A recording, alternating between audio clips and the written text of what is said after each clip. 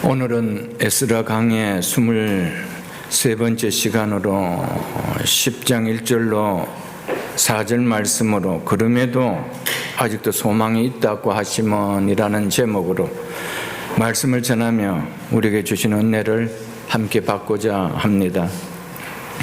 에스라서의 마지막 장인 10장은 9장에서 본 에스라의 회개 중보 기도에 자극을 받은 귀환한 이스라엘 자손들의 회개와 결단을 보이며 에스라의 신앙개혁을 이루는 내용을 담고 있습니다. 오늘 본문 1절은 이렇게 시작되고 있습니다. 에스라가 하나님의 성전 앞에 엎드려 울며 기도하여 죄를 자복할 때에 많은 백성이 크게 통곡하며 이스라엘 중에서 백성의 남녀와 어린아이의 큰 무리가 그 앞에 모인지라. 장시간 하나님의 성전들에서 이스라엘 공동체의 죄를 통회하며 자복하며 회개 중보 기도를 드린 에스라의 모습이 이 모습을 본 많은 남녀의 백성들과 심지어 어린아이들까지 그들의 신앙 양심을 일깨워서 회개에 동참하게 만들었습니다. 7장 25절로 26절에 보면은 페르시아 아닥사다다 왕이 예루살렘으로 귀환한 에스라에게 유다 땅과 예루살렘에 있는 이스라엘 백성들을 다스릴 수 있는 행정권과 사법권을 그에게 주었습니다. 에스라가 아닥사스다 왕으로부터 이러한 권한을 가진 자임에도 불구하고 자신의 지위를 이용하여 그 권력으로 이스라엘 공동체를 개혁하려고 하지 않았다는 것입니다. 공동체의 죄를 안고 하나님 앞에 엎드려 울며 회개로 개혁을 시작하였습니다. 결과 이 모습을 본 많은 귀한 공동체의 백성들이 에스라의 회개에 동참하며 신앙개혁에 동참하였습니다. 그래서 1절에 많은 백성이 크게 통곡하며라는 말씀이 이 사실을 대변해 주고 있습니다. 지도자 에스라 한 사람의 진실된 회개 중보 기도가 자신들의 죄의 심각성을 깨닫지 못했던 이스라엘 자손들에게 큰 영적 자극을 주게 되었으며 마침내 많은 백성들의 회개에 동참하게 만드는 개혁을 일으키게 되었습니다. 이스라엘 공동체 개혁은 하나님 말씀에 붙들린 한 사람 에스라의 진실된 회개의 기도와 신앙 회복을 갈망하는 간절한 기도로부터 출발되었다라고 성경은 오늘 우리에게 말씀해 주고 있습니다. 공동체의 죄를 무관심하게 바라보지 않고 자신의 죄로 여기며 하나님 앞에 엎드려 회개한 믿음의 사람 에스라 한 사람의 회개 중보 기도가 공동체 많은 백성을 회개의 자리로 이끌어내게 만들어 신앙개혁을 이루어내었다라고 성경은 우리에게 말씀해 주고 있습니다. 우리는 이 말씀을 통하여 받아야 할 교훈이 무엇일까요? 누구든지 하나님 말씀에 붙들린 한 사람이 믿음을 떠난 믿음의 생활에서 떠난 가정의 죄를 바라보며 눈물을 흘리며 회개할 때 가정 공동체의 신앙 회복은 일어나게 된다라는 사실입니다. 말씀을 떠나 세상의 가치관과 혼동해 버린 버가모 교회나 두아디아 교회처럼 현실 교회 공동체의 죄를 바라보며 누군가 울며 회개할 때 거룩한 공동체의 신앙 회복이 일어나게 될 것임을 말해주고 있습니다. 개인이든 가정공동체든 교회 공동체든 진정한 신앙의 부흥은 죄를 깨닫고 통회하며 회개하는 기도에서 시작됨을 오늘 본문은 우리에게 주고자 하는 메시지로 전해주고 있습니다. 사랑하는 성도 여러분, 중요한 것은 신앙의 부흥이 내 가정에서 일어나야 해야 된다라는 그 간절한 바람이 무엇보다도 중요하다는 것입니다. 신앙의 부흥이 중요하게 여겨지지 않는다라면 절대로 그 공동체를 향해 바라보는 시선은 절대로 하나님을 향하여 관계를 맺는 그런 마음으로 일어날 수가 없다라는 것이죠. 그렇기 때문에 에스라처럼 우리 한 사람 한 사람은 하나님 말씀에 붙들리는, 그래서 신앙이 얼마나 중요하다라는 이것이 먼저 자각이 되어야 된다라는 것이죠. 우리는 다들 그렇게 생각하고 있습니다. 목사님 다 사는 것도 편하고 걱정도 없고 뭐 염려할 것도 아무것도 없습니다. 단지 걱정이 하나 있다라면 그 자식들이 아직 예수를 믿지 않는 겁니다. 목사님 시간 나시면 기도 좀 해주십시오. 여러분, 그런 마음은 정말 그 자녀들이 예수 믿기를 말하는 마음일까요, 여러분들? 그러고도 편안할까요, 여러분들? 그러고도 모든 것이 다 잘 됐다라고 이야기할 수 있을까요, 여러분들? 그것은 신앙의 소중함을 전혀 몰라서 하는 것이죠. 신앙이 얼마나 소중한지 안다라면 내 가정 공동체를 바라볼 때, 우리 교회 공동체를 바라볼 때, 각 구역의 공동체를 바라볼 때 내 마음이 어떠해야 되는가? 그 문제를 풀어줄 수 있는 분은, 그것을 회복시켜 줄 수 있는 분은, 그것을 계획을 일으켜 줄 수 있는 분은 내가 아니고 하나님이시기에 에스라처럼 하나님 앞에 엎드려 기도한다라는 것이 오늘 우리에게 주시는 메시지입니다. 여기서 에스라가 울며 기도하였다라고 하면 울며와 많은 백성이 크게 통곡하였다라는 통곡은 동일한 박하라는 단어입니다. 이는 감정을 억제하지 못하여 크게 통곡하였다라는 의미입니다. 백성들의 큰 무리가 하나님 앞에서 자신들의 죄로 인하여 감정을 억제하지 못하고 크게 통곡하며 회개하는 에스라의 통곡 소리를 듣고 마음에 큰 찔림을 받아 하나님께 나와 크게 통곡하며 회개하였다라고 말씀하고 있습니다. 실로 에스라의 통곡 소리는 이스라엘 백성들에게 하나님의 율법을 떠난 이방인들과의 통혼한 죄를 범한 자신들에게 보내는 경고와 같은 한편에 외치는 회개를 외치는 설교로 들렸다는 것입니다. 앞장에 9절을 봤지만 한번 보겠습니다. 9장 13절로 14절을 보겠습니다. 9장 13절로 14절에 에스라가 뭐라고 기도하고 있는지 보십시오. 우리의 악한 행실과 큰 죄로 말미암아 이 모든 일을 당하여 싸우나 우리 하나님이 우리 죄악보다 형벌을 가볍게 하시고 이만큼 백성을 남겨주셨사오니 우리가 어찌 다시 주의 계명을 거역하고 이 가정한 백성들과 통혼하오리까? 그리하면 주께서 어찌 우리를 멸하시고 남아 피할 자가 없도록 진노하시지 아니하시리까? 그리하면 주께서 진노하지 아니하시리까? 바로 에스라의 이 고백이 하나님의 경고하심으로 그들에게 들렸다는 것입니다. 이 회개가 하나님께서 자신들을 향해 외치는 경고의 소리로 들렸다는 것입니다. 그래서 이스라엘 공동체 많은 백성들이 자신들의 죄를 통회하는 회개 운동이 일어날 수가 있었습니다. 이것은 성령의 역사였습니다. 죄를 깨닫게 하심도 그 죄를 내어놓고 통회하게 하심도 성령이 하시는 일입니다. 회개 운동은 성령의 역사입니다. 교회 안에 많은 성도들이 여러 가지 자신의 겪는 현실에 겪고 있는 힘든 문제로 때로는 울며 기도합니다. 그러나 자신들이 하나님 앞에 바르게 살지 못한 죄로 인해 혹은 내 가정의 가족들이 혹은 남편과 자녀들이 하나님 앞에 바르게 살지 못하는 죄로 인해 교회는 출석하지만 내 남편의 믿음으로 바르게 살지 못한 죄로 인해 이들처럼 울며 기도하는 사람을 보는 것은 오늘날 그렇게 쉽지 않습니다.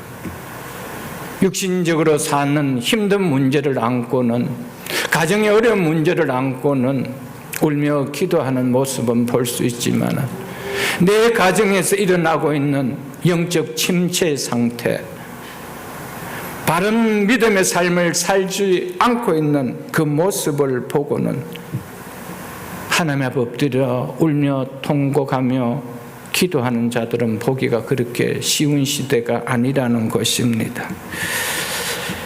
자신과 가족들의 생활과 건강 혹은 자녀들의 진로와 사업의 문제로 울며 기도하는 성도들을 보는 것은 그리 어렵지 않을 것입니다.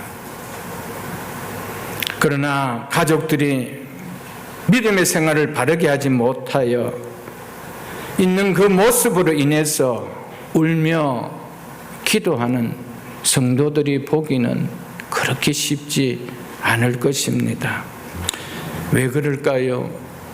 이는 오늘날 성도들이 하나님을 믿는 신앙생활을 한다고 말은 하지만 이만큼 성령의 이끌림을 받는 신앙생활을 하고 있지 못하고 있다는 것을 보여주고 있는 것입니다.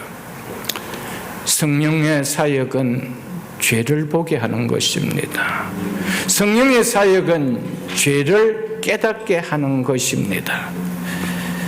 영적인 문제보다 육신의 문제가 더 크게 느껴지는 신앙생활을 하고 있기 때문에 영적인 문제로 인해서 하나님 앞에 기도하기보다는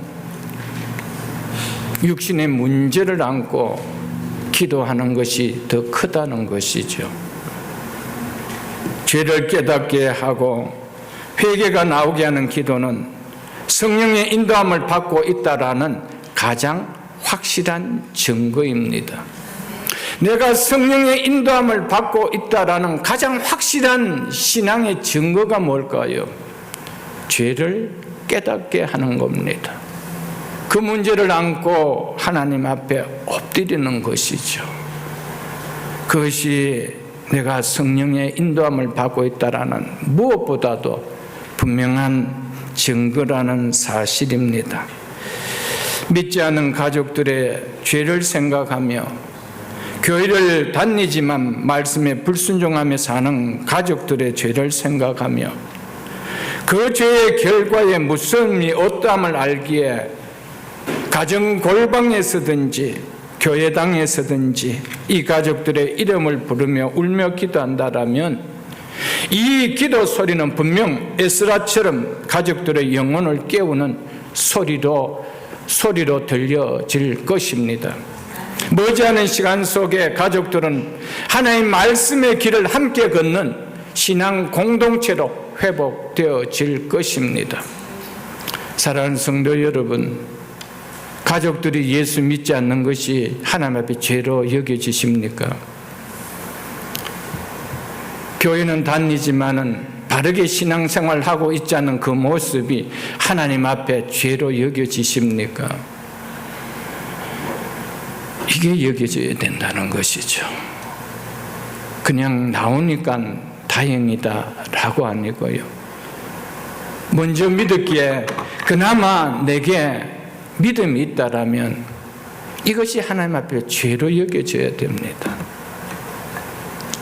에스라는 자기 문제가 아니었습니다.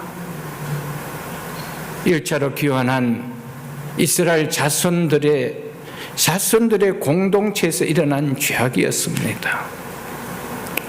그 죄악을 무관심하게 보지 않았습니다. 그 문제를 죄로 바라봤습니다. 신앙의 회복이 일어나는 것이 얼마나 중요하다는 것을 알았기에, 신앙의 개혁이 일어나야 된다는 것이 얼마나 중요하다는 것을 알았기에, 신앙의 가치가 얼마나 중요하다는 것을 알았기에 그는 자신이 가진 그 행정력과 사법력, 그 지위를 가지고 개혁하려고 하지 않았습니다. 하나님 앞에 눈물을 쏟으며 개혁을 했습니다. 여러분, 여러분의 가정들이 진정신앙으로 하나님 앞에 회복되는 가정 되기를 원하십니까? 하나님이 축복해 주시는 가정 되기를 원하십니까? 사랑하는 성도 여러분, 하나님 앞에 낮아지십시오. 하나님 앞에 낮아질 때 하나님이 여러분을 높여주시고 여러분의 가정에 신앙의 축복의 은혜를 임하게 해 주실 것입니다.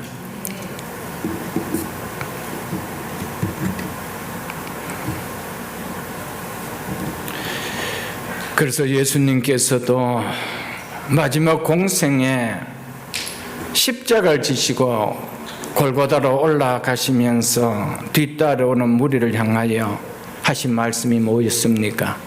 나를 위하여 울지 말고 너와 너희 자녀들을 위하여 울라라고 했습니다. 너희 가족들을 위하여 울라라고 했습니다. 사랑하는 성도 여러분, 먹고 사는 것이 괜찮으면 기도가 나오지 않는 것입니까? 그것이 힘들면 하나님 살려달라고 기도가 나오고 그 문제가 평안하면 기도가 나오지 않습니까? 가장 큰 기도는 하나님 떠나 사는 그 모습이 내가 너무너무 견디기 어려운 힘듦으로 와야 되는 거예요. 하나님은 그의 간절한 기도를 하나님 외면하지 않습니다. 에스라 한 사람의 기도가 이스라엘 공동체를 개혁했다는 사실입니다. 이스라엘 공동체를 바꾸었다는 사실입니다. 여러분의 낮아지심에 하나님 앞에 겸손함의 기도가 여러분의 가정을 회복시킵니다. 여러분, 하나님의 신실함을 믿으십시오. 하나님 말씀을 믿으십시오. 그럴 때 기도가 나옵니다. 내가 기도한다고 되나? 그 뭘 부정하는 겁니까? 하나님의 신실하심, 하나님의 속성을 부정하는 것이요, 하나님의 말씀을 부정하는 것이요, 하나님의 능력을 부정하는 것입니다. 에스라가 혼자서 이 일을 내가 감당할 수 있겠느냐? 이방인과 통혼한 것이 한두 사람이 아닌데 이것을 내가 기억할 수 있겠느냐라고 자포자기했다라면 할 수 없었을 것입니다. 그 할 수 있었던 이유가 뭡니까? 하나님의 신실하심을 믿었습니다. 하나님의 말씀을 믿었습니다. 그래서 기도할 수 있었던 것이었죠. 사랑하는 성도 여러분, 에스라와 같이 말씀을 떠난 우리의 가정에 또 우리의 가족들의 삶을 보며 눈물을 흘릴 때 그 눈물이 머지않아 내 가족들의 불신앙의 죄를 씻음받게 하는 어두운 영혼을 깨우게 하는 수단이 된다라는 사실을 잊지 마십시오, 여러분들. 우리의 가족들의 그 불신앙의 그 어두운 영혼을 무엇으로 씻어낼 수 있습니까? 그래서 하나님의 말씀에 영광의 빛이 비치게 할 수 있겠습니까? 먼저 믿은 우리의 눈물입니다. 그 눈물이 그 어둠을 씻게 만듭니다. 그래서 하나님의 영광의 광채가 비치게 한다는 사실입니다.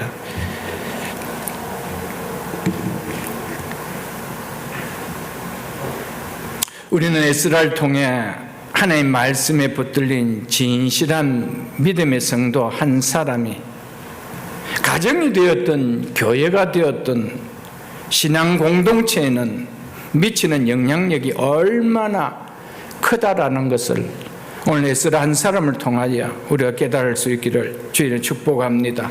진실로 하나님의 말씀에 붙들려 살고자 하는 믿음의 사람 한 사람만 있어도 그 사람이 보이는 믿음의 행실이 가정 공동체 안에, 교회 공동체 안에서 신앙의 큰 부흥의 역사를 일으켜 감을 우리가 깨달을 수 있는 믿음이 될 수 있기를 주의 이름으로 축복합니다. 한국 교회에 처음 복음이 들어왔을 때 가족들이 구원받은 것이 아니었습니다. 그 가정에 한 사람, 먼저 한 사람이 믿어서 그 한 사람이 하나님 앞에 울며 기도했기에 그 가정들이 구원함이 일어났습니다. 사랑하는 성도 여러분, 우리 가정도 똑같습니다. 어머니 한 사람을 통하여 우리는 구원을 받게 되었습니다. 사랑하는 성도 여러분, 한 사람이 어떻게 서느냐가 너무 중요합니다. 그 말은 달리 표현해서 아무리 교회 다닌다 할지라도 신앙이 중요하게 여겨지지 않는다라면, 구원받는 일이 그렇게 중요하게 여겨지지 않는다라면, 구원받지 못한 내 가족들이 그렇게 불쌍하게 보이실 수 있을까요? 돈만 잘 벌어오고 자녀들이 공부만 잘하면 그냥 그것으로 해피한 거 아닐까요, 여러분들? 그게 불쌍하게 여겨질까요? 안타깝게 여겨질까요? 사랑하는 성도 여러분, 예수 믿지 않는 것 자체가 바라볼 때마다 긍휼함이 여겨져야 돼요. 불쌍하게 여겨져야 돼요, 여러분들. 그럴 때 내 한 사람의 눈물이 내 가정 공동체를 일으키게 하는 귀한 수단으로 하나님께서 사용한다는 사실을 잊지 마시기를 주의 이름으로 축복합니다. 에스라 한 사람의 믿음의 행실이 이스라엘 전 공동체에 회개를 불러일으켰습니다. 그로 인해 이스라엘 공동체가 하나님의 진노로부터 구원받았습니다. 모세 한 사람의 신앙의 행위가 출애굽의 역사를 일으키게 만들었지 않습니까? 여호수아 한 사람의 신앙의 행실이 가나안 땅을 취하는 역사가 일어나게 하지 않았습니까? 사무엘 한 사람의 신앙의 행위가 암흑 속에 갇힌 이스라엘을 구원해내는 역사가 일어나게 하지 않았습니까? 다윗, 하사, 여호수아, 여호사밧, 히스기야, 엘리야, 한 사람의 신앙의 행위가 위기에 빠진 이스라엘을 구원하는 역사가 일어나게 하신 하나님의 말씀을, 오늘 말씀을 통하여 우리의 믿음으로 담을 수 있는 시간 될 수 있기를 주의 이름으로 축복합니다. 내 한 사람이 내 가정을 살립니다. 그러면 내 가정에 그 한 사람이 이 다음에 어떤 역할을 할까요? 어떤 역할을 할까요? 내 자녀 한 사람이 어떤 역할을 할까요? 내 손에 내 자녀가 크는 것이 아니고요, 하나님 손에 내 자녀가 커야 되는 거예요. 그럴 때 하나님이 그 자녀들 통하여 역사를 일으키는 거예요. 하나님이 역사할 수 있도록 하나님의 손에 안기기보다 내 손에서 키우려고 하니까 하나님이 쓸 수가 없잖아요. 여러분, 내 한 사람이 어떻게 신앙생활을 하느냐에 따라 내 가정뿐만 아니라 한 민족을 살릴 수 있는 역사가 그 손에서 큰다는 사실을 잊지 마십시오, 여러분들. 그래서 내 한 사람의 하나님 앞에 엎드려 기도하는 것이 얼마나 큰 역사를 일으키는가 하나님 앞에 기대하며 기도할 수 있는 우리 모두가 다 될 수 있기를 주의 이름으로 축복합니다. 2절로 4절에서는 에스라의 회개 중보 기도를 듣고 심히 통곡한 큰 무리 중에 스가랴라는 사람이 회개 기도를 하고 있는 에스라에게 나와 우리가 하나님의 말씀을 따르며 순종하겠다라며 개혁의 의지를 나타내는 내용입니다. 즉 에스라의 회개의 중보 기도가 어떻게 응답되었는지 나타내 주고 있는 내용입니다. 2절을 보겠습니다. 엘람 자손 중 여히엘의 아들 스가랴가 에스라에게 이르되 우리가 우리 하나님께 범죄하여 이 땅 이방 여자를 맞이하여 아내로 삼았으나 이스라엘에게 아직도 소망이 있나니. 스가랴는 이스라엘 백성들이 이방 여자들과 통혼한 이 행위에 대하여 우리가라며 자신까지 포함해서 우리가 우리 하나님께 범죄하였다라고 고백했습니다. 이방 여인을 아내로 취한 사람들의 명단이 이제 다음 시간에 마지막으로 우리가 에스라를 보겠지만은 18절로 44절에 보면은 이 명단이 쫙 나옵니다. 이 일에 스가랴가 포함되어 있지 않습니다. 스가랴 이름이 나오지 않습니다. 그럼에도 불구하고 스가랴는 에스라처럼 공동체의 죄악을 자신의 죄악으로 여기고 공동체와 자신을 동일시하였습니다. 자신은 이 죄와 아무런 상관은 없지만 이들이 저지른 죄가 귀환시킨 하나님의 뜻을 저버린 범죄 행위로 깨닫고 공동체의 범죄로 여겨졌다는 겁니다. 그래서 우리가라고 했습니다. 우리가, 저들이라고 하지 않았습니다. 저들이 하나님께 범죄하였다라고 하지 않았습니다. 우리가라며 우리 하나님께 범죄하였다라고 했습니다. 이는 다른 사람들이 이방 사람과 통혼한 죄를 우리의 죄악이라고 언급하면서 회개 기도하는 에스라의 모습을 본받았기 때문에 아닐까요, 여러분들? 사랑하는 성도 여러분들, 우리를 잘 한번 보십시오. 우리의 가정을 돌아볼 때, 특별히 우리의 자녀들이 제대로 신앙생활하지 않는 모습을 볼 때 누구의 책임일까요? 우리의 자녀들의 책임일까요? 그것을 양육권을 맡겨주신 부모인 우리의 책임일까요? 당연히 우리의 책임이죠. 그걸 느껴야 되는데, 그래야 그것이 하나님 앞에 내가 믿음을 가졌음에도 불구하고 믿음을 귀하게 여기지 못하고 양육하지 못한 죄가 먼저 회개가 나와야 되는데, 눈물이 쏟아져야 되는데 그게 안 되어지니까 때가 되면 믿겠죠. 때가 되면 믿겠죠. 이런 하나님을 정말 잘 믿는 것처럼 이야기를 하잖아요, 여러분들. 내가 일찍 저들을 양육하지 못한 이 아비의 죄를, 어미의 죄를 하나님 용서해 주옵소서. 나의 죄를 용서하시고 불쌍히 여겨주셔서 하나님 저들에게 주를 알 수 있는 긍휼을 한번 베풀어 주옵소서. 이게 쏟아져 나와야 희망이 있지 않아요, 여러분들? 언젠간 믿겠죠. 언젠간 때마다 되면 믿겠죠, 여러분. 그건 더 큰 방관의 죄가 아닐까요, 여러분들? 하나님께서 우리를 구원하실 때 이 구원하시는 수단까지 하나님 작정해 놓았습니다. 그 수단이 뭐냐면 기도와 전도입니다. 그것이 우리를 구원하시는 하나님의 작정입니다. 하나님은 우리를 구원하실 때, 작정하실 때 그 구원을 받을 수 있는 수단까지도 작정해 놓습니다. 그것이 기도입니다. 그것이 전도입니다. 그래서 우리를 보고 기도하라, 우리를 향해서 전도하라고 하신 것이요. 우리가 기도하지 않고 전도하지 아니하고 복음이 전해질 수가 있을까요? 복음이 일어날 수가 있을까요? 없습니다. 왜냐하면 하나님께서 그렇게 작정해 놓으셨기 때문입니다. 여러분, 기도하십시오. 가장 사랑하는 것이 내 가족 아니에요. 누가 뭐라 해도 가장 사랑하는 것이 내 가족 아니에요, 여러분. 지금 팔레스타인에 전쟁이 일어나고 우크라이나에 전쟁이 일어나고 있는데 우리는 그 소식이 들어도 무감각해요. 하루에 몇백 명씩, 몇십 명씩 죽었다 해도 무감각해요. 그런데 거기에 내 자녀가 가가 있다라면, 내 가족 중에 누군가 한 사람은 가가 있다라면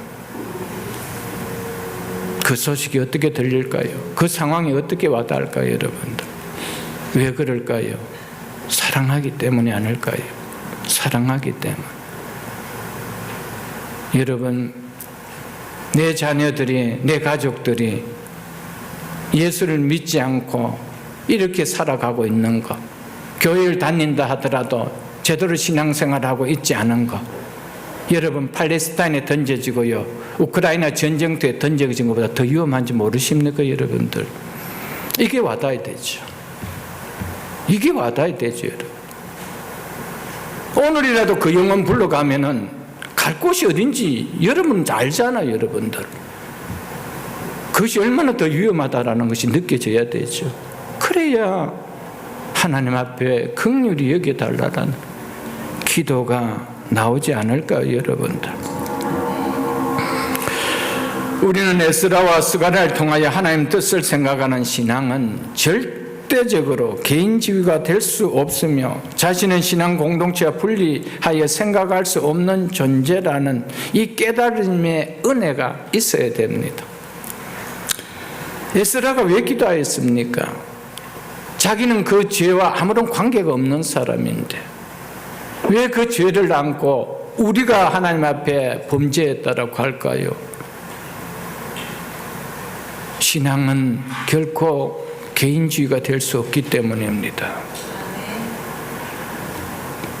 교회 공동체도 마찬가지지만 여러분의 가정 공동체에서 여러분 각자가 여러분 개인주의가 되어줄 수가 있나요, 여러분들? 신앙은 개인주의로 변할 때 그 신앙 결코 바른 신앙이 되어질 수가 없습니다. 왜냐하면 개인주의는 자기를 사랑함이 클 때 나오기 때문입니다. 무엇보다도 자기를 사랑함이 무엇보다도 크게 올 때 나타나는 것이 개인주의입니다. 사도 바울은 디모데후서 3장 2절에서 마지막이 가까이 올수록 교회 공동체 안에 나타난 무서운 현상 가운데 첫 번째가 뭐라고 했습니까? 자기를 사랑하는 것이라고 했습니다. 그 다음에 돈을 사랑하는 것이며 그 다음으로 교만이고 비방이고 부모 거역하는 것이고 감사하지 않는 것이고 거룩하지 않는 것이라고 했습니다.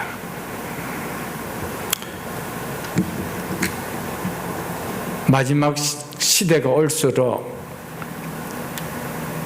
교회 안에는 개인주의가 팽배할 것을 이미 성경은 예언하고 있습니다.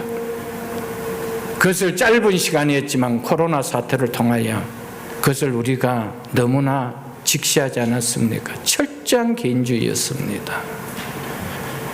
그걸 통하여 교회들마다 더욱더 개인주의가 더 익숙해져 가고 있지 않아요, 여러분들? 공동체의 아픔이 나의 아픔으로 와닿습니까? 내 가정 공동체의 그 모습 하나하나가 내 모습으로 와닿습니까, 여러분들? 그래서 바울은 교회를 가리켜서 하나님의 집이라 라고 하며 성도를 가리켜서 식구라고 하였습니다. 이는 하나님의 성도를 개인이 아닌 공동체로 불러주셨음을 말하고 있음을 여러분 잊지 마십시오, 여러분들. 성도는 어떤 일이 있어도 개인주의가 되어버리면 안 됩니다. 자식보다도 내가 더 사랑되면 자식을 위해서 기도가 안 나옵니다. 남편보다 내가 더 사랑되면 남편을 위한 기도가 안 나옵니다. 교회보다도 내가 더 사랑되면 교회를 위한 기도는 절대 나오지 않습니다. 여러분, 우리는 공동체에 있다는 사실을 잊지 마십시오. 하나님께서는 친히 이 땅을 창조하시면서 두 공동체를 주셨습니다. 그것이 아담과 하와를 통한 가정 공동체였고요. 그 아담과 하와를 통하여 영적으로 탄생할 교회 공동체를 보여주었습니다. 이것 두 기관은 하나님 친히 세운 기관입니다. 공동체입니다. 공동체는 내 희생 없이 공동체는 세워질 수가 없습니다. 나를 사랑할 때는 공동체는 무너집니다. 가정도 마찬가지입니다. 내가 가장 존경받아야 되고 내가 가장 잘 돼야 되고 내 욕심대로 모든 것이 되어야 된다고 할 땐 그 가정 무너집니다. 그러나 높여질 때 사랑하고 품고 기도할 때 여러분 진짜 최고의 사랑은요 무슨 날 되면 꽃다발 갖다 주고 카드 써주고 선물 주는 것이 아니고 365일 그를 위하여 기도해 주는 겁니다. 그것만큼 진짜 사랑하는 것이 있을까요, 여러분들?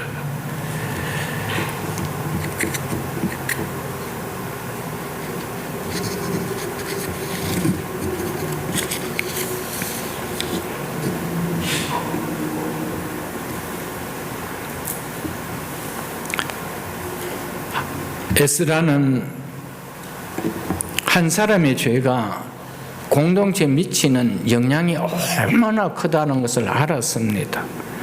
아간 한 사람의 죄로 하나님께서 이스라엘 백성 전체에 진노한 사건을 잘 알았기 때문입니다. 하나님 우리를 각자 하나하나로 여기지 않습니다. 한 공동체로 여깁니다. 가정도 한 공동체입니다, 여러분. 내 한 사람이 어떻게 서느냐에 따라 가정이 하나님 앞에, 그 가정이 하나님 앞에 은혜를 받을 수도 있고 하나님의 진노를 받을 수도 있는 거예요. 교회도 마찬가지입니다. 우리는 늘 공동체라는 의식을 잊지 않기를 주의 이름 축복합니다. 그렇기 때문에 사소한 일로 여겨지는 것을 방황하게 된다면 머지않아 반드시 선민 공동체는 무너집니다.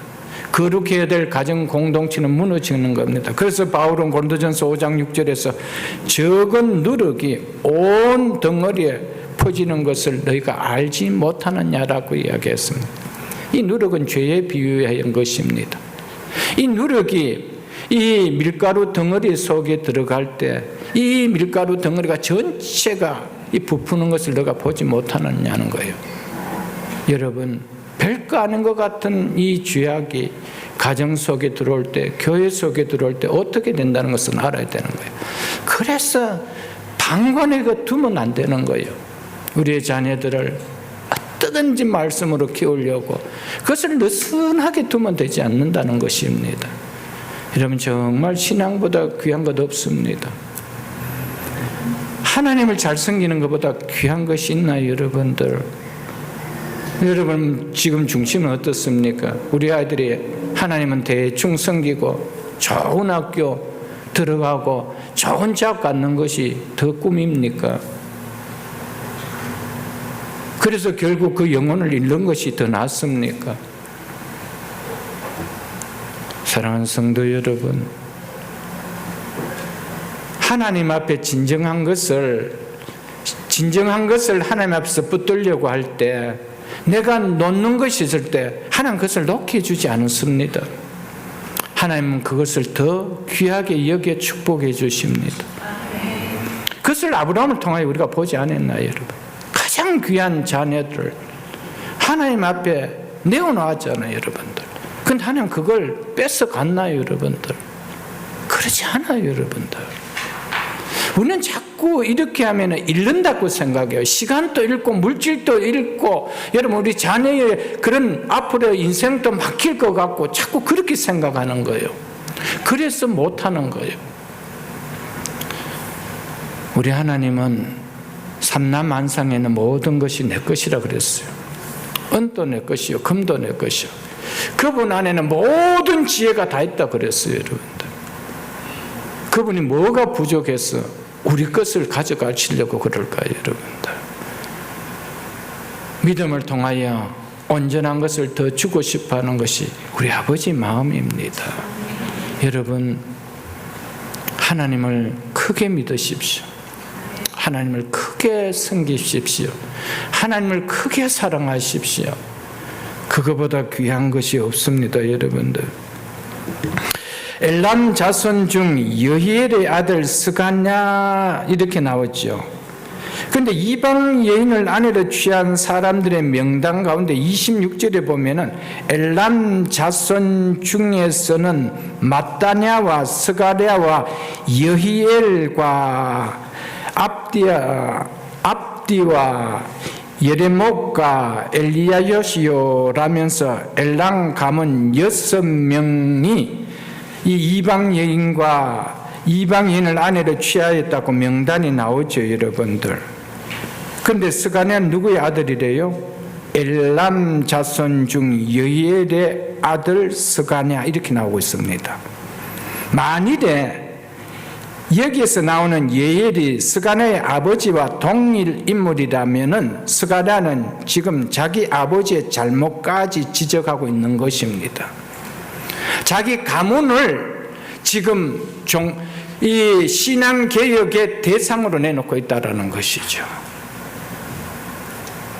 스가랴는 자신과 직결된 가문의 죄이기 때문에 묻어두지 않았습니다.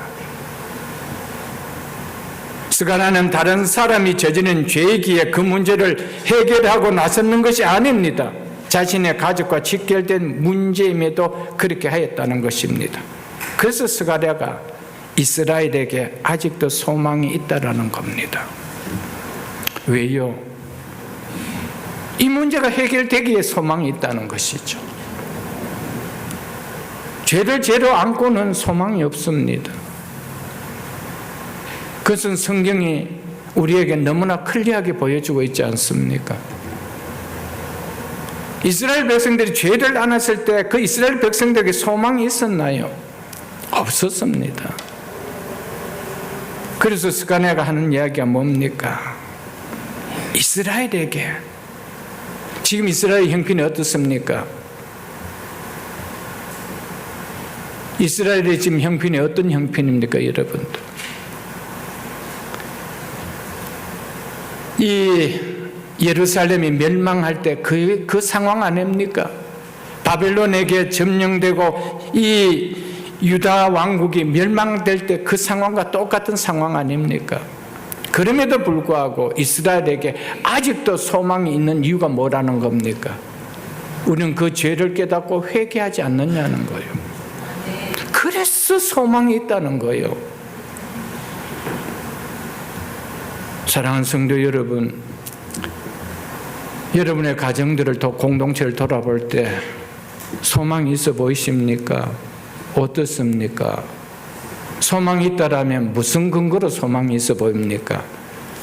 우리 아이들이 공부를 잘하기 때문에, 우리 남편이 돈을 잘 벌기 때문에, 안전한 가정에서 살기 때문에, 그래서 소망이 있습니까? 소망이 있는 이유는 하나님과의 관계가 바로 회복되기 때문에 소망이 있는 거예요. 하나님과의 비틀어진 관계 속에서는 어떤 것도 소망이 되어질 수가 없습니다. 그것이 도리어 우리를 소망 갖게 하는 하나님께서 도구로 사용할 뿐이지 절대로 그것을 소망으로 두게 하시는 분이 아니라는 사실입니다.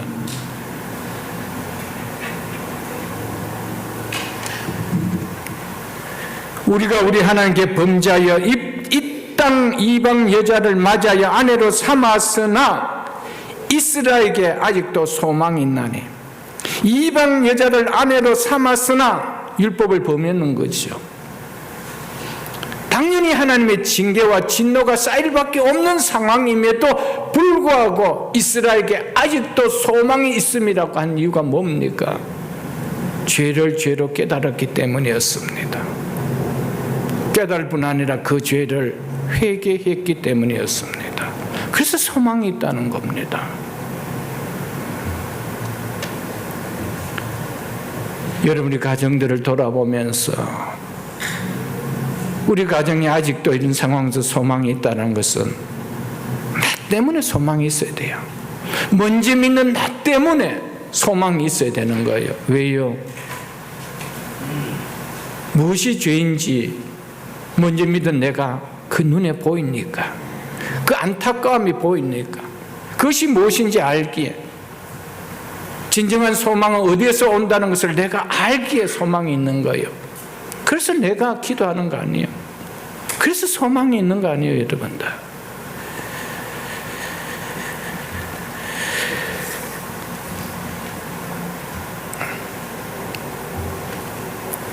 스가랴가 이스라엘이 하나님의 진노를 피할 수 있는 자가 없는 이 현 상황임에도 불구하고 이스라엘에 아직도 소망이 있다라며 이스라엘 미래에 대해서 고무적으로 말할 수 있었던 것은 이스라엘 회개를 통한 이스라엘 자손이 자신의 죄가 무엇인지 깨닫고 하나님 앞에 회개하며 진심으로 자복했기 때문이었습니다. 오늘 부족한 종이지만 이 종을 통하여 하나님께서 주시는 이 메시지를 통해 우리 가정에 소망이 있으면이라는 이 믿음을 품는다라면 정말 그 가정은 소망이 있습니다. 그럼에도 불구하고 이미 우리 가정은 소망이 있다라고 생각하고 있다라면 안 됩니다. 오늘 말씀을 통하여 소망이 있는 이유가 뭐라는 겁니까? 우리가 하나님께 범죄하였기 때문에. 우리의 자녀가 아닙니다. 우리 남편이 아닙니다. 내 사업체가 아닙니다. 먼저 믿은 내가 하나님의 진노를 쌀 수밖에 없게 이끌어왔던 나의 잘못이죠. 나의 잘못. 그게 보여야 된다는 겁니다. 그게 느껴져야 된다는 겁니다. 예수 믿는 것은 결코 그냥 편안하게 교회 다니다가 그냥 이 땅 마치고 천국 가는 것이 예수 믿는 것이 아니에요, 여러분들. 하나님 말씀 붙들고 실험하는 거, 그게 신앙생활입니다. 하나님 말씀을 붙들고 때로는 웃기도 하고 때로는 울기도 하고 때로는 그것을 붙들고 실험도 하고 그러다가 하나님 나라 가는 것이 아닐까요, 여러분들?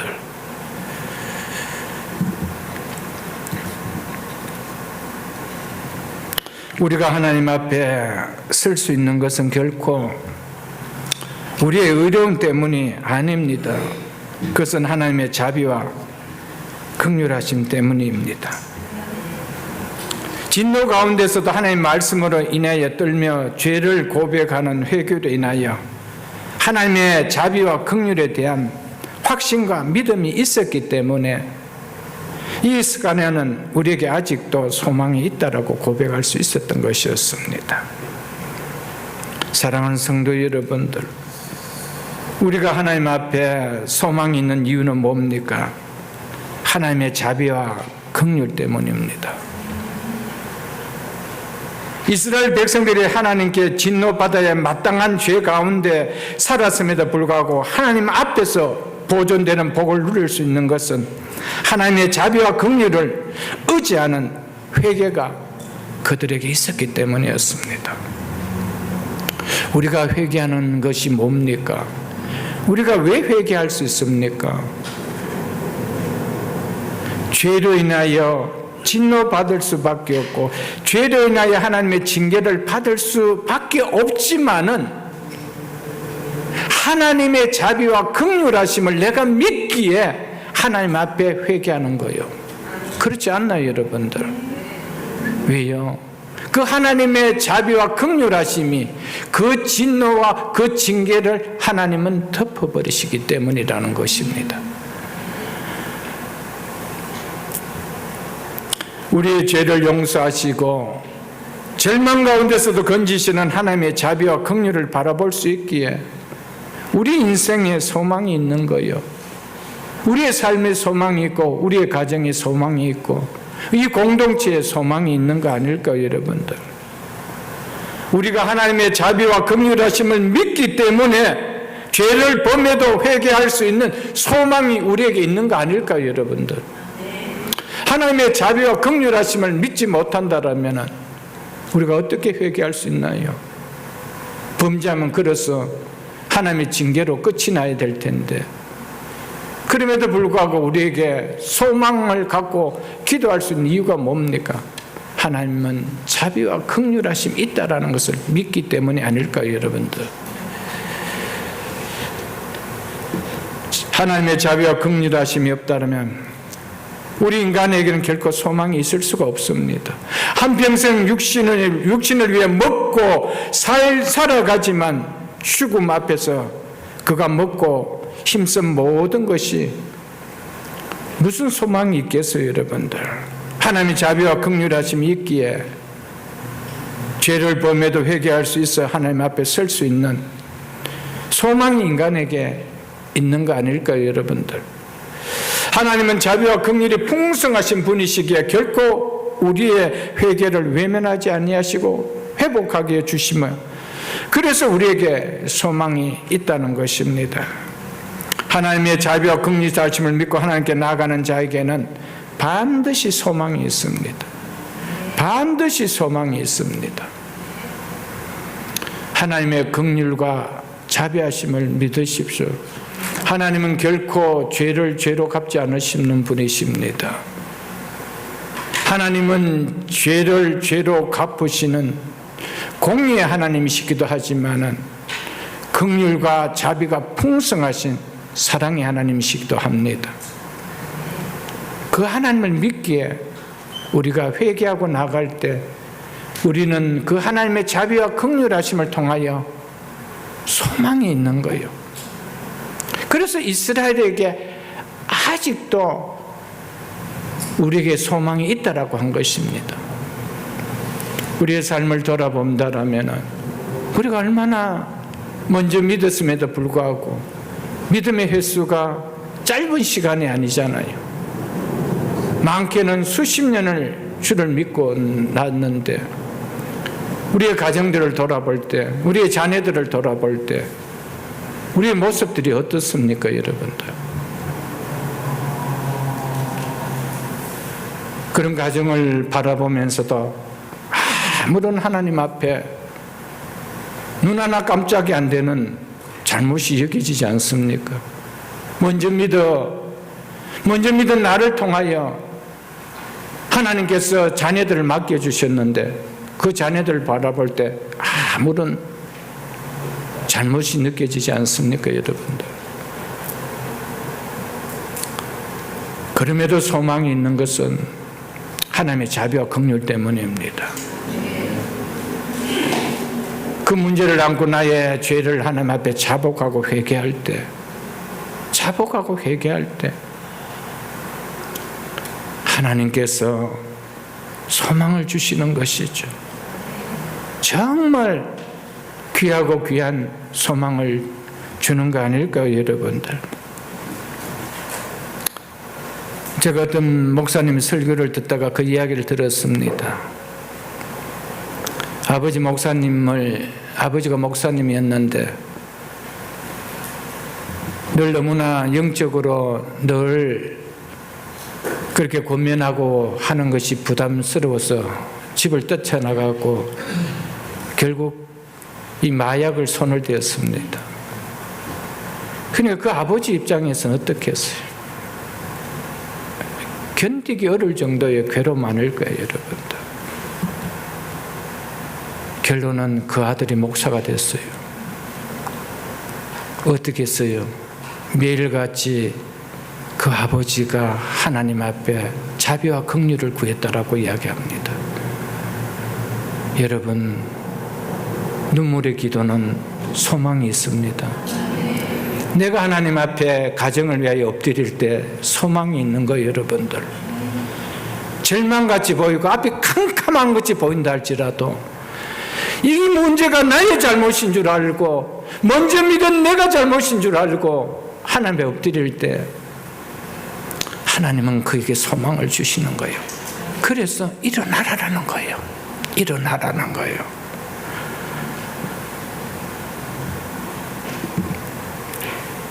사랑하는 성도 여러분, 어떤 상황 속에서도 말씀으로 인하여 죄로 깨닫고 회개가 있다라면 하나님의 자비와 긍휼하심으로 인함으로 인해 우리에게 소망이 있지만은 회개가 없다라면 소망이 없습니다.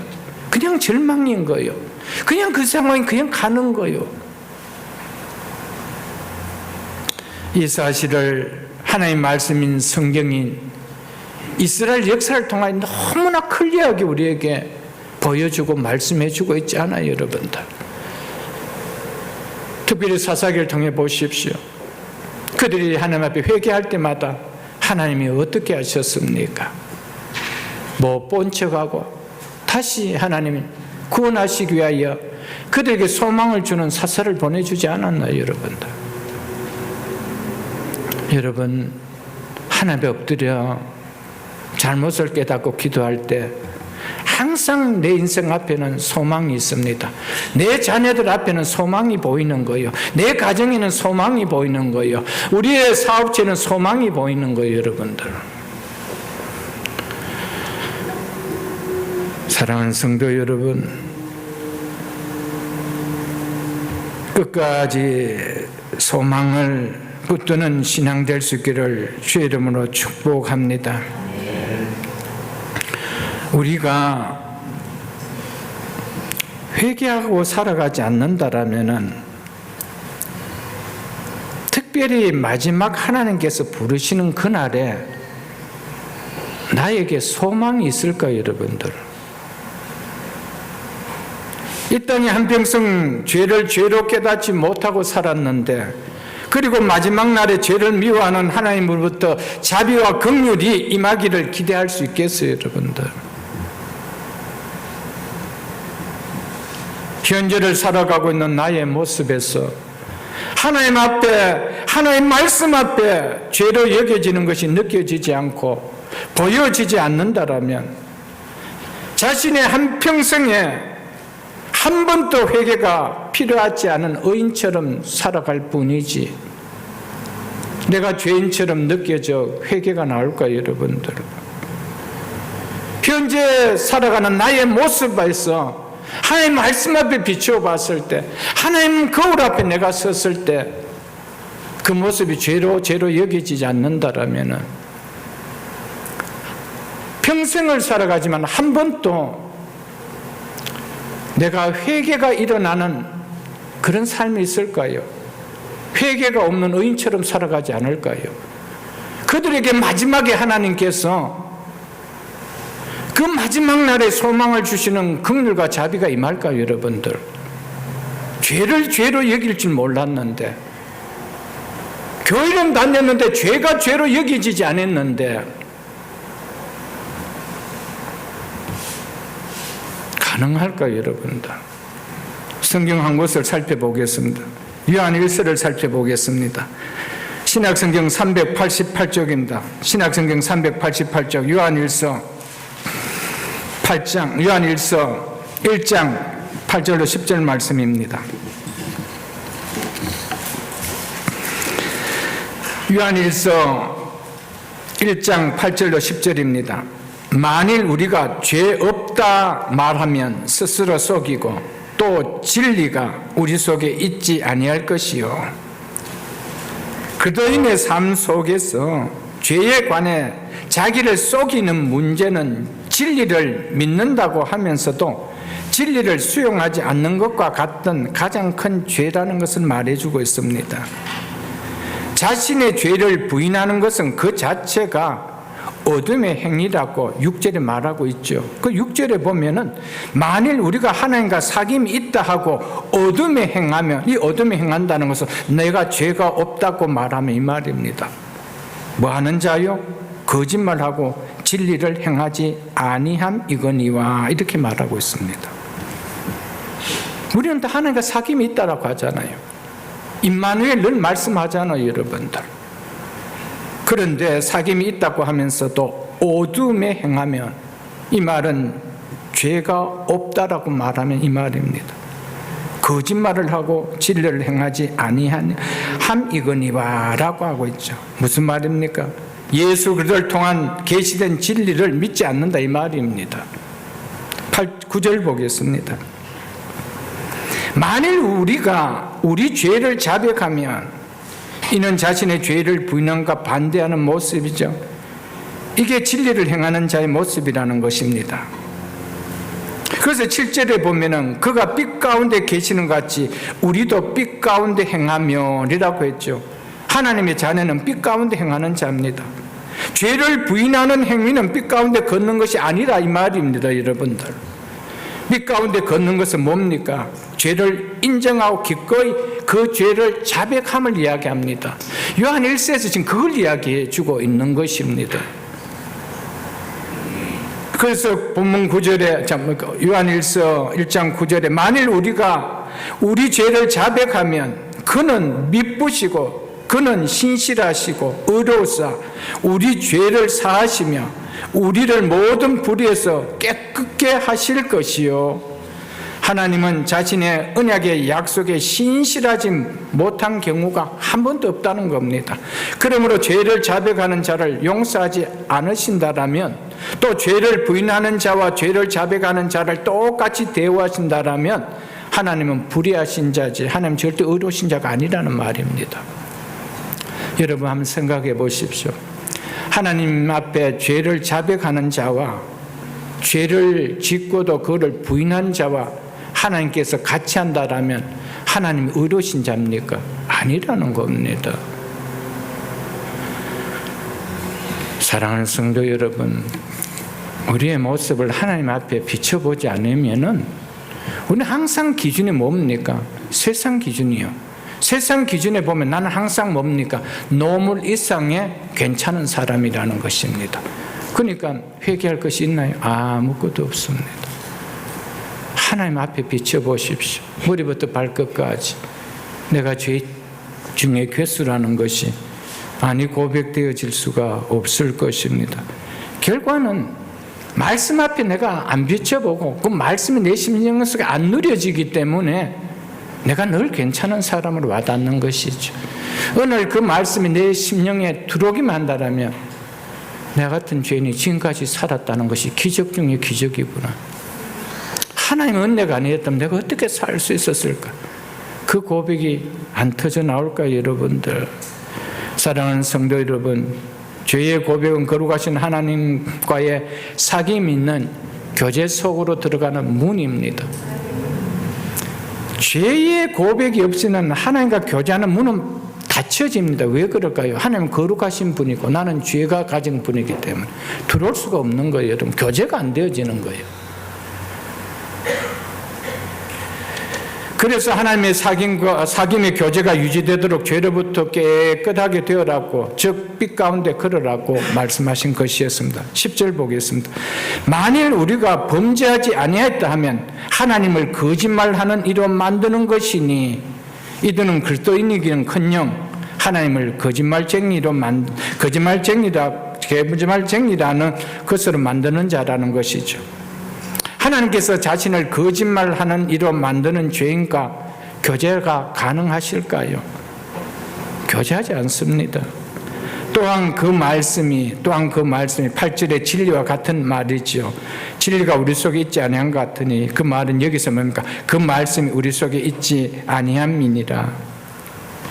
우리 속에 있지 아니하니라.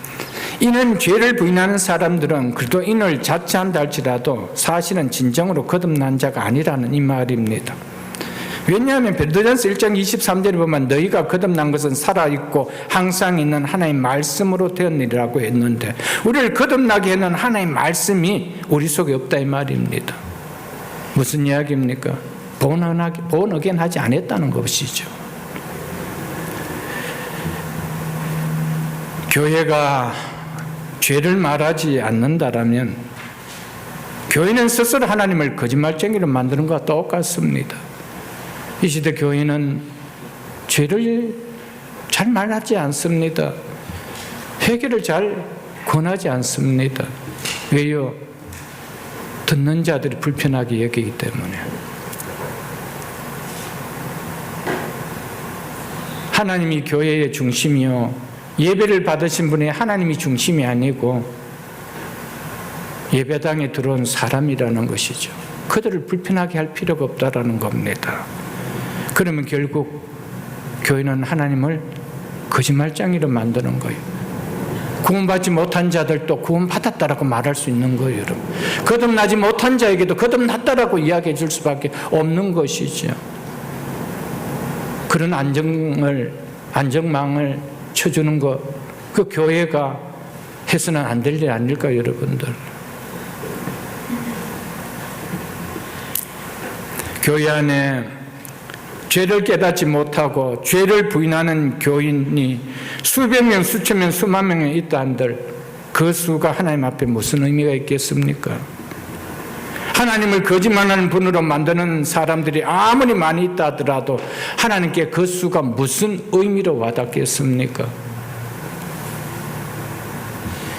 구약을 한 곳 보겠습니다. 이사야서 59장 1절로 2절 말씀입니다. 이사야서 59장 1절로 2절 말씀입니다. 1039쪽입니다. 구약 성경 1039쪽입니다. 이사야서 59장 1절로 2절입니다. 이사야서 59장 1절 말씀입니다. 여호와의 손이 짧아 구원하지 못하심도 아니요 귀가 둔하여 듣지 못하심도 아니다. 오직 너희 죄악이 너와 너희 하나님 사이를 갈라놓았고 너희 죄가 그의 얼굴을 가려 너희에게서 듣지 않으시게 함이니라. 아멘. 무슨 이야기입니까? 죄를 품고는 소망이 없다 이 말입니다. 죄를 품은 상태에서 하나님은 구원하지 못한다는 거예요. 내가 손이 짧아서 구원하지 못한다는 것이 아니라는 거예요. 내가 능력이 없어서 구원하지 못한다는 것이 아니라는 것이죠. 내가 능력이 없어서, 능력이 부족해서 너의 문제를 해결해 주지 못한다는 거 아니라는 말입니다, 여러분. 무엇 때문이에요? 너의 죄악이 너와 나 사이를 갈라놓았대요. 여러분, 이걸 안고 어떻게 소망이 있겠어요, 여러분들? 그래서 성경은 이것이 거쳐야 된다는 거예요. 그래서 이스라엘에게 아직 소망이 있다라고 한 이유가 뭡니까? 하나님의 자비와 긍휼을 우리가 알기에 하나님 앞에 우리의 죄를 내어놓고 회개하지 않느냐는 거예요. 그래서 소망이 있다는 거예요. 소망이 있다는 거예요. 사랑하는 성도 여러분, 죄를 깨닫지 못하고 사는데 하나님의 자비와 긍휼이 여전히 유효하다라고 믿어지십니까, 여러분들? 그렇지 않습니다. 하나님의 자비와 긍휼은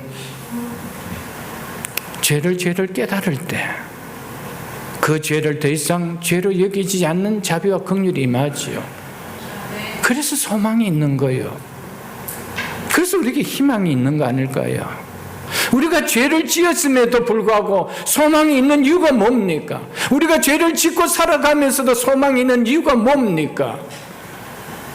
하나님의 자비와 긍휼 때문입니다. 회개할 때 하나님의 자비와 긍휼이 내 속에 임함을 내가 믿기 때문입니다. 그래서 소망이 있다라고 말하는 것이죠.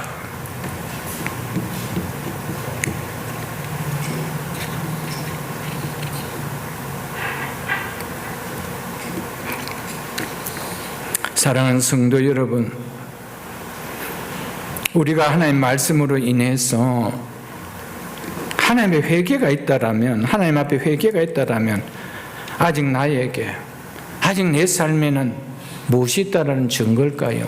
소망이 있다는 증거입니다. 절대적인 소망이 있다라는 증거입니다.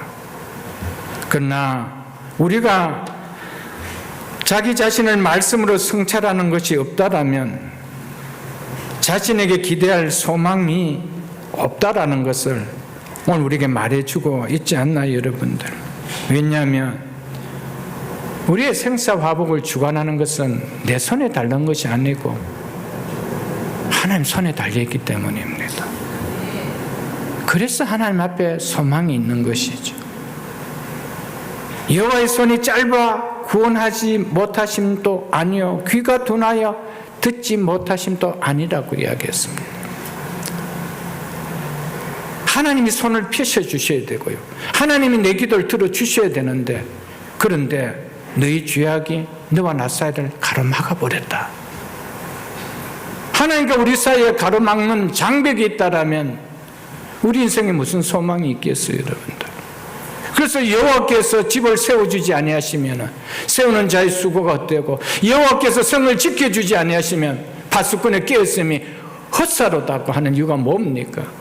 내가 아무리 애쓰고 힘쓴다고 하다고 내 손에 소망이 있는 인생이 달린 것이 아니고 하나님 손에 달려있기 때문에 여호와께서 세워주셔야 되고 여호와께서 지켜주셔야 되는데, 여러분, 우리 앞에 가로막는 것이 없어야 됩니다.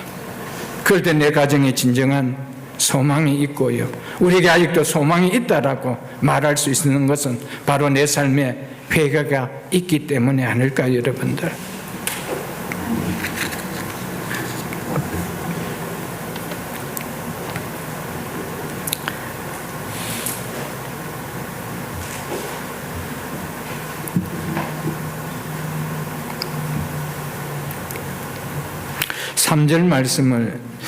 이어서 3절 말씀을 보겠습니다. 3절과 4절은 스가랴를 대표로 한 이스라엘 백성들이 에스라에게 신앙개혁을 천명하는 내용입니다. 3절을 보겠습니다. 곧 이제라는 now라는 의미가 더 맞습니다. 이제 내 주의 교훈을 따르면, 내 주는, 여기서 주는 에스라를 가리키는 말입니다. 에스라를 이스라엘 공동체로 지도자로 인정하고 있다라는 표현입니다. 그래서 내 주의 교훈을 따르면 우리 하나님의 명령을 떨며 준행하는 자의 가르침을 따라 이 모든 안에 그의 소생을 다 보내기로 우리 하나님과 언약을 세우고 율법대로 행할 것이라. 스가랴는 에스라를 찾아와서 먼저 지금 이스라엘 공동체 안에 하나님의 율법을 어기고 이방 여자를 아내로 얻은 자들이 아내뿐만 아니라 자녀들을 보내기로 율법대로 행할 것이라고 말하고 있습니다. 스가랴는 공동체 안에 아내로 얻은 이방 여인과 그 자녀들 다 보내겠다고 약속하면서 내 주의 교훈, 우리 하나님의 명령, 이 두 가지를 그 기준으로 제시하고 있습니다.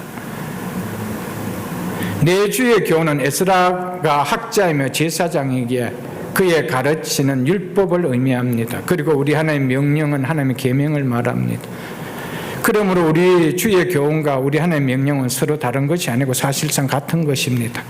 즉 하나님의 계명을 따라, 하나님의 율법을 따라 이방 아내와 아이들을 모두 내보내겠다고 한 것입니다. 아무리 이방인이라고 하지만 아내와 그 자녀를 내보낸다는 것은 쉬운 일이 아닙니다. 어제 결혼한 것도 아닙니다. 꽤 오래 사고 자녀들까지 했습니다. 정이 들 대로 들었습니다. 그럼에도 율법대로 행한다라고는 결단을 보이고 있죠. 오늘날에 이런 일이 있다라면 법적으로도 허용되지 않을 뿐 아니라 윤리적으로 비난받아 마땅한 일로 여겨지는 일입니다. 그러나 이 당시 선민혈통의 순수성과 여호와의 신앙의 보존을 필연적으로 요구한 때였기 때문에 오늘 같은 법과 윤리적인 잣대로는 이 말씀을 평가할 수가 없다라는 것입니다. 어머니가 낳은 그 자녀들은 자연스럽게 어머니의 종교적 영향을 벗어날 수가 없이 자라게 되어 있습니다. 왜냐하면 남자들은 나가서 일을 해야 되기 때문에. 가정의 자녀는 누가 키우느냐? 어머니가 키우는 거예요. 그렇게 분명히 이방 우상을 숭배하며 이방의 풍습을 자녀들이 젖어지는 것은 자연스러운 것입니다. 이스라엘 주변 지역의 수많은 다신 종교로부터 여호와의 신앙의 순수성을 지켜야 한다면 그것은 그들이 귀환했던 절대적인 명제였습니다. 이스라엘이 왜 귀환했습니까? 절대적인 여호와의 신앙의 순수성을 지키기 위해서입니다. 이런 점을 생각할 때 어린아이들까지 보내야 되는 것은 필연적인 것이었습니다. 물론 이방 여자라고 무조건 내보낸 것은 아니었습니다. 이방 여자이기는 하지만 신앙적으로 유대인이 된 경우 이스라엘 백성이 그들과 결혼할 수 있었기 때문이었습니다. 그래서 이런 특별한 상황을 구별하기 위하여 즉 유대교로 개종했는지 알기 위해서 3개월간 철저하게 이 사건을 조사했습니다. 그것이 다음 시간에 볼 16절과 17절의 내용입니다. 3개월간 조사를 했습니다. 이스라엘 자손들은 인간적인 도리로 할 수 없는 너무나 가슴이 아픈 고통을 동반하는 일이었지만 자신들의 잘못을 회개하고 자신들의 원상태로 돌아가기 위해서 아픔을 감수하는 신앙 계획이 반드시 필요하다는 것을 알았기 때문에 이 일에 실행을 옮길 수밖에 없었습니다. 그렇기 때문에 스가랴는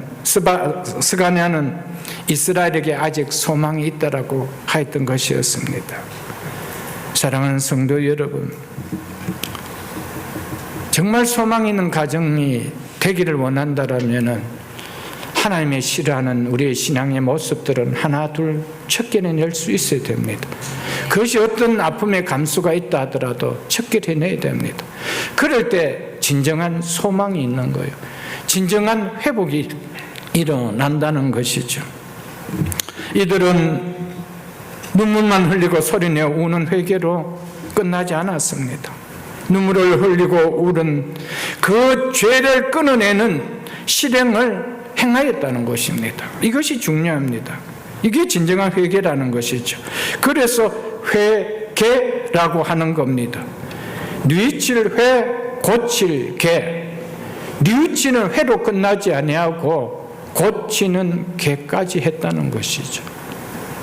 눈물을 흘리는 뉘우침만으로 그치지 않고 눈물을 흘리는 그 죄의 모습을 고치는 행위를 보이는 실천적 행위가 수반되었다는 겁니다. 이게 중요한 것이죠.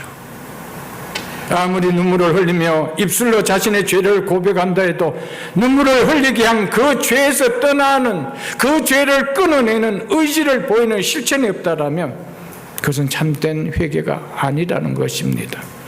그래서 누가복음 3장 8절에 보면 세례 요한이 세례를 받으러 나온 자들에게 의하여 회개에 합당한 열매를 맺으라고 하였던 거 아닐까요, 여러분들?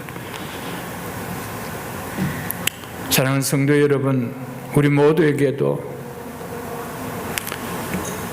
우리 각자에게도 아직 소망이 있다라고, 그리고 내 가정에도 아직 소망이 있다라고 말할 수 있는, 죄를 두려워하는 의지를 보이는 스가랴와 같은 신앙이 우리 모두에게 일어날 수 있는 복된 신앙이 될 수 있기를 축복합니다. 여러분, 하나님과 멀어진 것은 절대 소망 있는 인생도 아니고 소망 있는 삶도 아닙니다. 그래서 하나님께 가까이 함이 네게 복이라고 하지 않았나요, 여러분들? 하나님께 가까이 함이 소망인 거예요, 여러분들.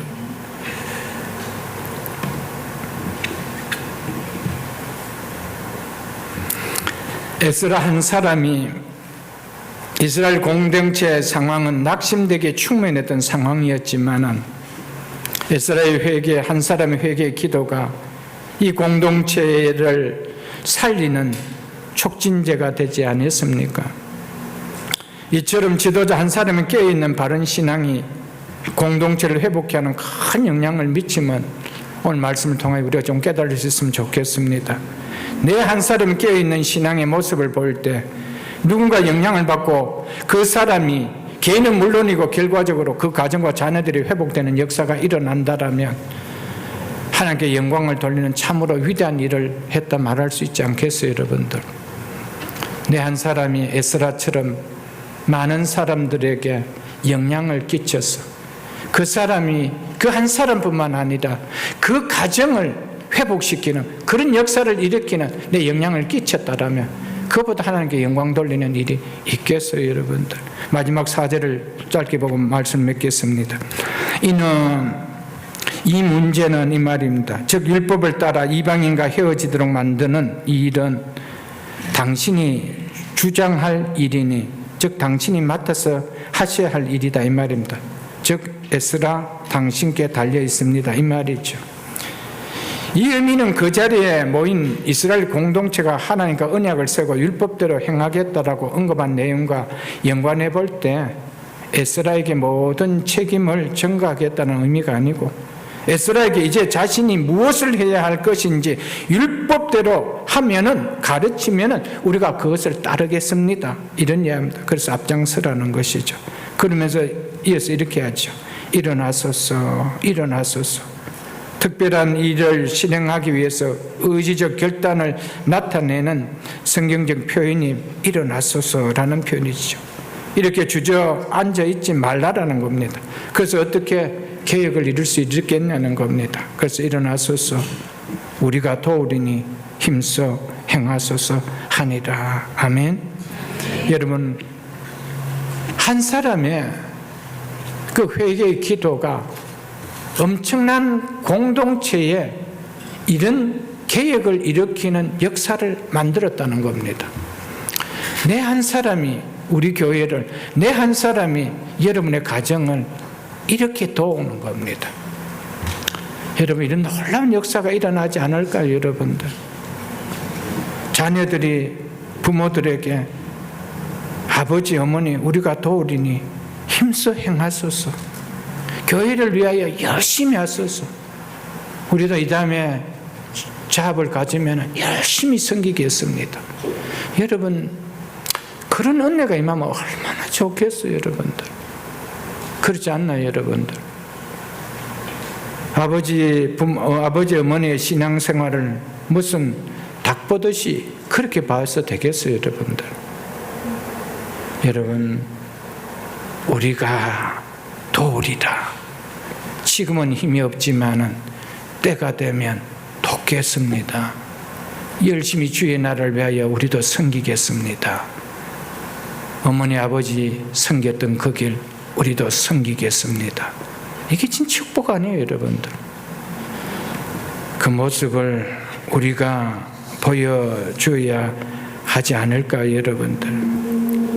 앞에서도 잠깐 언급했지만 이방인과 통혼한 자의 명단에 엘람 자손 중 여이엘이라는 스가랴의 아버지로 보이는 자가 있었습니다. 그것이 사실이었다면 신앙계획은 단장 스가랴가 누구부터 해야 됩니까? 자기 아버지부터 해야 되는 거예요. 자기 집안부터 해야 되는 거예요. 결코 쉬운 일이 아니죠. 그럼에도 불구하고 스가랴는 에스라에게 우리가 도우리라. 난 여기서 빠지겠습니다라고 하지 않았습니다. 우리가 도우리라. 이 일을 힘써 행하소서. 사랑하는 성도 여러분, 우리 신앙이 좀 이렇게 되면 좋겠습니다. 내가 개혁의 대상에 1호를 여기십시오. 장로님부터 목사인 저부터 우리의 중직자 우리 권사님들 여러분들부터 우리의 가정이 먼저 신앙이 개혁되어야 될 대상의 가정인 줄 알고 하나님 앞에 믿음으로 살지 못했던 것 하나님 용서해 주시고 내 한 사람을 통하여 어떤 한 가정에도 믿음의 참다운 영향력을 끼치지 못했던 죄를 용서해 주시고 하나님 깨닫게 하옵소서. 그럴 때 교회가 소망이 있지 않겠어요? 말씀 맺겠습니다. 그럼에도 아직도 소망이 있다고 하시면이라는 제목으로 오늘 말씀을 전했습니다. 그럼에도 아직도 나에게 소망이 있다고 하심이 이 시간 우리 모두에게 말씀을 통해 들리는 축복이 되기를 축복합니다. 그럼에도 아직도 내 가정에 소망이 있다고 하심이 이 시간 내 심령의 말씀을 통해 들려질 수 있기를 축복합니다. 그럼에도 아직도 우리 교회에 소망이 있다고 하심이 이 시간 내 심령의 말씀을 통해 들려질 수 있기를 축복합니다. 그럼에도 아직도 우리의 자녀들이 소망이 있다고 하심이 이 시간 우리 속에 말씀을 통해 들려질 수 있기를 축복합니다. 끝으로 그럼에도 아직도 조국과 미국에 소망이 있다고 하심이 이 시간 우리의 마음에 들려질 수 있기를 주의 축복합니다. 그렇다면 소망을 두하여 기도하는 우리 모두가 다 될 수 있기를 주의 이름으로 축복합니다.